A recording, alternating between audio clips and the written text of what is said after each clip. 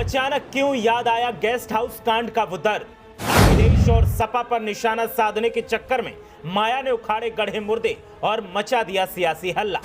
अखिलेश यादव को नसीहत देने में लगी बहन जी ने इस बार कर दिया कुछ ऐसा कि हंगामा बरपना तय है। क्यों माया को याद आया वो किस्सा जब उनकी जान पर बनाई थी, और क्यों अखिलेश यादव से खफा है मायावती? पहले रामचरितमानस और फिर शूद्र का सियासी हल्ला उत्तर प्रदेश में दिखा, तो अब मायावती को 2 जून 1995 की वो काली रात याद आ गई जब गेस्ट हाउस कांड हुआ था। मायावती ने अचानक गेस्ट हाउस कांड की सियासी री एंट्री करवाकर सियासी शोर मचा दिया है, तो वहीं सपा और अखिलेश यादव को सवालों में ला खड़ा करने की कोशिश की है। अचानक से मायावती ने जो गढ़े मुर्दे उखाड़ने की कोशिश की है, उनसे सियासी हलचल का माहौल दिखाई दे रहा है। साथ ही सवाल दागा जा रहा है कि आखिर मायावती को अचानक से गेस्ट हाउस कांड वाला दर्द क्यों याद आ गया। दरअसल मायावती ने कहा, सपा प्रमुख द्वारा इनकी वकालत करने से पहले उन्हें लखनऊ स्टेट गेस्ट हाउस के दिनांक 2 जून 1995 की घटना को भी याद करके अपने गिरेबान में जरूर झांक कर देखना चाहिए, जब सीएम बनने जा रही एक दलित की बेटी पर सपा सरकार में जानलेवा हमला करवाया गया था। मायावती का इतना कहना था कि सियासी सनसनी का माहौल बन गया। मायावती ने गेस्ट हाउस कांड का जिन बोतल से बाहर उस दौर में निकाला है जब खुद मायावती को अपनी पार्टी पर ध्यान देने की जरूरत है। दरअसल उत्तर प्रदेश की राजनीति में इन दिनों सियासी सरगर्मी बढ़ी हुई है। सपा एमएलसी स्वामी प्रसाद मौर्य के रामचरितमानस पर टिप्पणी के बाद प्रदेश का राजनीतिक तापमान बढ़ता जा रहा है।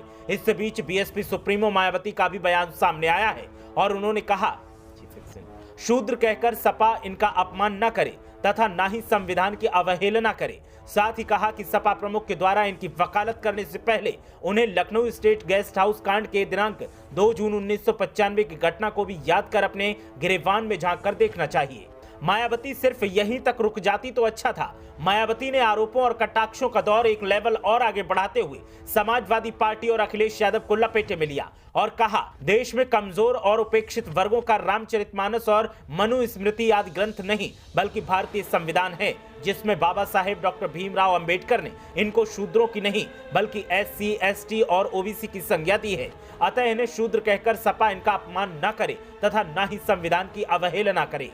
मायावती समाजवादी पार्टी पर जिस अंदाज में आक्रामक दिखी, उसने सियासी गलियारे में गर्मी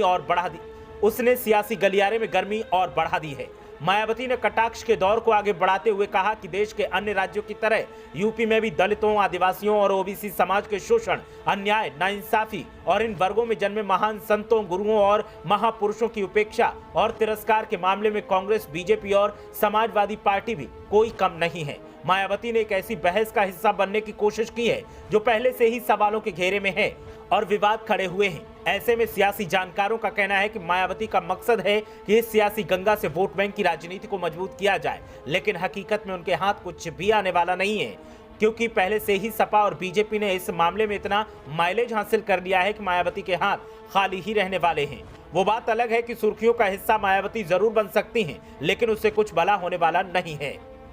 ब्यूरो रिपोर्ट, मीडिया हलचल।